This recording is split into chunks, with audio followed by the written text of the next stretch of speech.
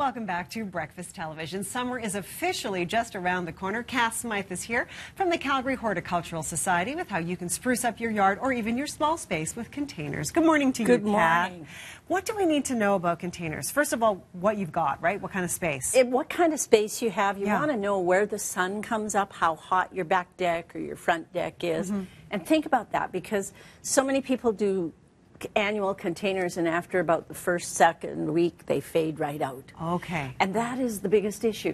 And there's 3 simple tricks. Okay. Know the right location, know how to deadhead properly, and know how to water properly. Okay. So this guy here in the corner is an example of a sunny, bright, sunny container.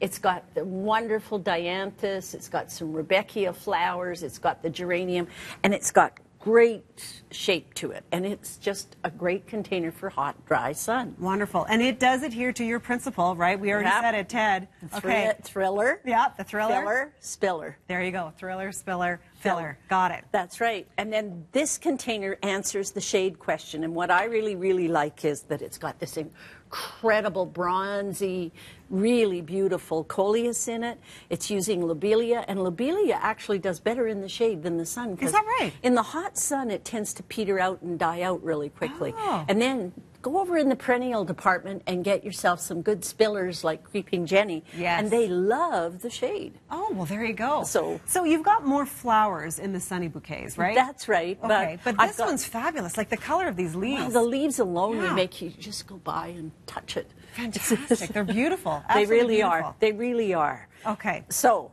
if we're planting, let's follow those principles. right. Okay. But we need a recipe first. So you should always get new potting mix.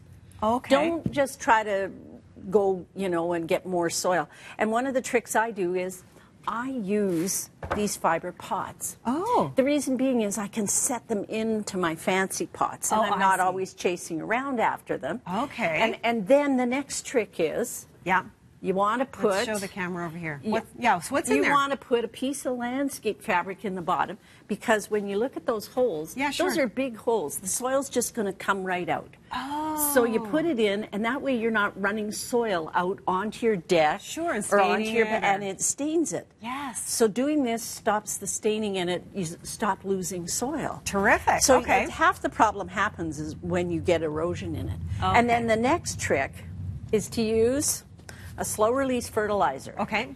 And the slow-release fertilizer works until, like, if I do this today to this container, this will push this plant for the next 3 months. Is that right? Yeah, then you're not always fertilizing. So you don't have to do it again? No, and you just mix it deeply into your soil. Like I say to people, sprinkle it in and stir well. Oh, okay. And get your hands in there. Yeah. Well, there's nothing more joyful than soil. That is terrific. Okay, so you've got all the preparation So done. I've got all the prep done, and then I want to put my thriller in. Look at this. Depending on, am I going to set it up against something? Right. Or am I going to put it in the middle? Oh, I see. Okay. But I deliberately chose a smaller pot because I have these 3 small pots on my front deck. Right. So I want small.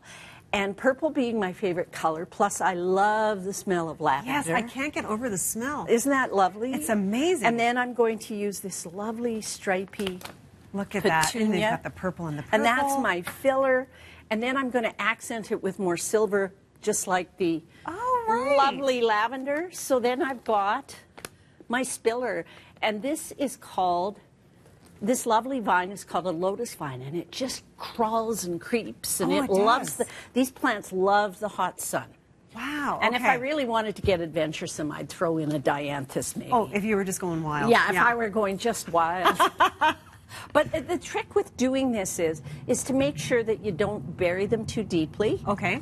Because most people get their plants in their containers and they'll go do things like, I did bring a pair of gloves, but I, of course... Oh, you like the feel of it. I like the feel of the you soil. do. So when I'm taking this out of the pot, I'm going to look at one thing.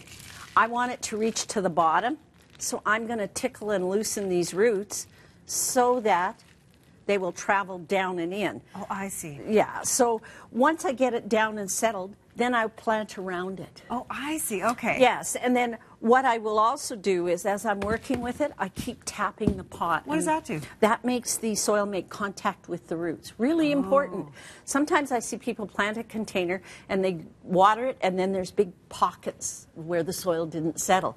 So the more you work with it, and don't go in there and pound on it, do that. Just tap gently. Oh, okay. Yeah, it's an old thing that we used to do all the time. You'd go into a planting room and you'd hear... A little tap, tap. Tap, tap. Perfect. And then you want to prolong the life of your plant material. Okay.